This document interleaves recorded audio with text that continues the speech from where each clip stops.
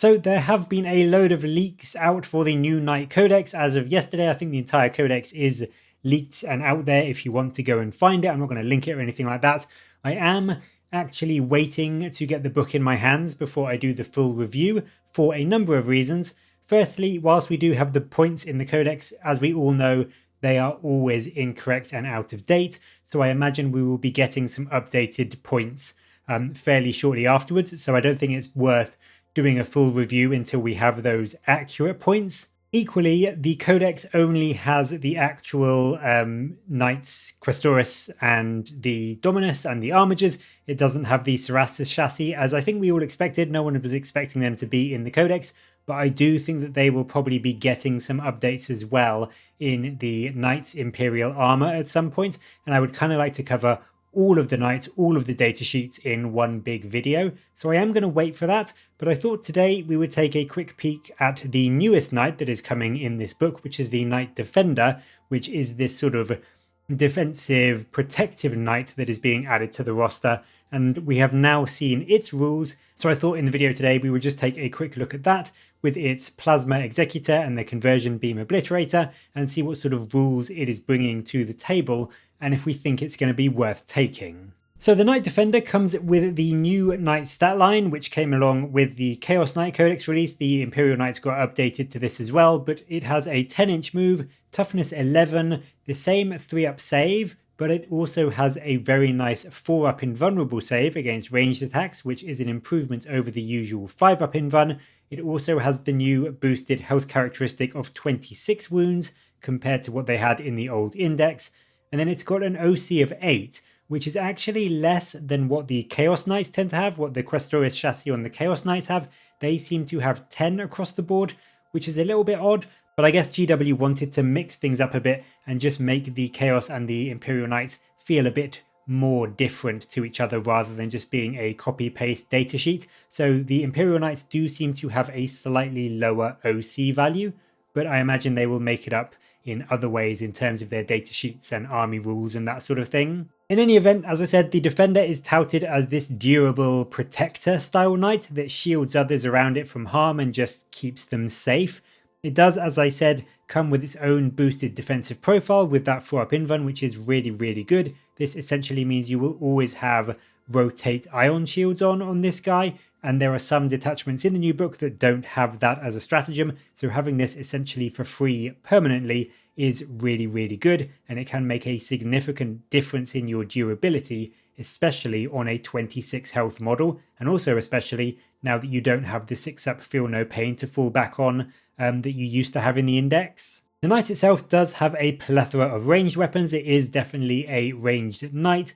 The previously mentioned plasma and the conversion guns, but it does also have some smaller weapons too. It's got a twin Incendiine Combustor and a Phosphor Blaster. These are smaller anti-chaff, anti-light infantry styled guns, so the Phosphor Blaster throws out up to 2 shots within 12 inches at strength 5, 0 AP and 1 damage, which ignores cover.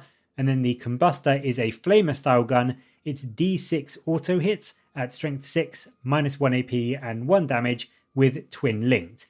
So it's not going to do a huge amount, but you know, that could be used to clear some guardsmen or some gaunts or that sort of thing that may be trying to get in your way across the battlefield. So they're not going to kill a huge amount, but even if over the course of the game it kills, 4 or 5 or 6 guardsmen, that could help a little bit in terms of just scoring objectives. The big guns are where the actual excitement lies, and they both, to me, look pretty scary. The plasma is a bit disappointing because it is essentially what we've seen on a lot of plasma elsewhere. I think it's the exact same profile as the plasma on the Redemptor Dreadnought, maybe with just more shots. I can't remember how many shots the plasma on the Redemptor has. But anyway, the Plasma Executor on this knight is D6 plus 3 shots at 36 inches. It is strength 8, minus 2 AP and 2 damage with blast, or you can overcharge it and get to strength 9, minus 3 AP and 3 damage. But then of course you do gain hazardous. I'm pretty sure that is the exact profile of the Redemptor gun, which is a disappointment, but also it's not a terrible profile. I know a lot of people were hoping that it would be bigger and it would do more, but this can actually do a good bit of work into a lot of targets. It's really good into Marines or Terminators or even Custodies when you overcharge it, And then with the fact that it's got blast, although it's not going to be wiping out entire blobs of gaunts or orcs or that sort of thing, it's also not terrible. D6 plus 3 shots and then adding the extra shots for, 5, 10, 15, 20 gaunts can get you to a good number of shots, and you will likely be wounding on 2s with no saves. So even though they are not the ideal target, killing off 5 or 6 orc boys or gaunts or that sort of thing as they start to barrel down towards your lines definitely will add up over the course of the game. But the real target for this is very, very light vehicles, all those elite infantry, things like Marines or Terminators. This will definitely cause a lot of casualties amongst those sort of units. The Conversion Beam Obliterator, on the other hand, I do think this is legitimately very, very good. It's 3 shots at the same 36-inch range. It is strength 12, minus 2 AP and a flat 4 damage. So the minus 2 is a bit disappointing. It would be nice if it was 3, but this gun comes with the really good rules of conversion and sustained hits D3. So this, in best case scenario, could be getting 12 hits from this gun. Of course, that is exceptionally unlikely, but it is possible. Where this gun gets even better is that it has the old conversion rule. I think it got changed in the new Leagues of Votann Codex to just give you lethal hits. The older conversion rule means that essentially when you shoot at a target that is over 18 inches away, it's over half distance away, so in this case 18 inches, you critically hit on 4s. So now those sustained hits D3 will be going off on 4s rather than 6s, and this is a huge boost to your output. The average for the gun will be that outside of 18 inches, you will be getting about 6 to 7 hits with the reroll that you can get from your main army rule we saw the other day. So getting 6 to 7 hits from potentially 3 shots, that's really quite good. And with strength 12, you can turn that into about 10 damage into a new toughness 11 Questoris Knight or a sort of heavy tank, which really isn't too bad. No, you may not be able to one-shot them, but you can do a lot of work into them. And with a bit of luck, especially with the reroll to wound that you also get from the army rule, if you choose that deed and quality, you can quite reliably take out a tank like a gladiator in a single volley if you're lucky. So it is a very good gun, and between it and the Plasma Executor, you can genuinely do a solid bit of work into really anything from, light to medium to heavy tanks to elite infantry like Custodes or Terminators or even Marines. It is definitely a bit of an all-rounder knight, which may put some people off, but to me, I think that's really good. I love having a knight that can go into almost any target and do reasonably well into them. Yes, it is ranged only, it's got pretty much no melee to speak of, but if you want a backfield, longer range knight, this can certainly do that well. In terms of the actual rules, you also get a very nice Bondsman ability. Defender's Duty is the Bondsman ability for the Knight Defender. This gives the armature that you pick -1 to incoming damage. This is a significant durability boost on your armatures and that sort of thing, and it means the detachment you can pick, where you can pick 3 armatures to get your Bondsman ability instead of just 1, is going to be insanely strong with this knight. Getting potentially 3 armatures to have -1 to incoming damage as they are moving up the board is ridiculously good, and it will let them stick around for a lot longer than your opponent wants them to either get some shooting off if it's a Helverin, or to just move up and get into combat if you put this on 3 Warglaives. So this is a really good Bondsman ability, and I think is going to tie in incredibly well in that detachment. His other rule is Selfless Protector. It's a very good rule in theory. I just think with this knight, it may be tricky to pull off.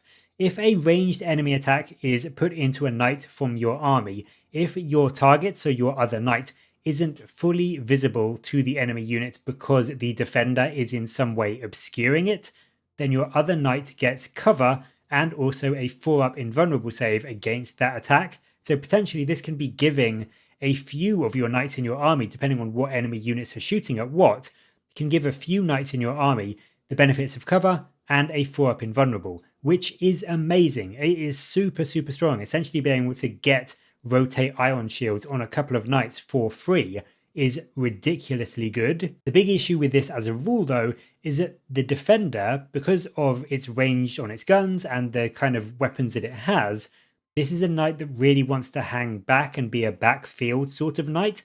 So having it move up to essentially get into the midfield to start blocking the line of sight to your other knights may not be the best option to it, and it may be difficult to get that set up. Certainly as you are in the earlier stages of the game, this is a knight you are not going to be wanting to move up so it can just sit back and shoot and stay safe, but at the same time you will be wanting to move it up to start blocking that line of sight to get that Fuhr Pinvan on your other knights. So it can be a bit awkward to get this rule set up, and whilst it is very, very powerful, I think this is a rule that probably won't come into effect all that much until you are sort of into the mid or late game, or you are on certain maps where it may be easier to get the defender up into a better position while still being at a good enough range where it wants to be.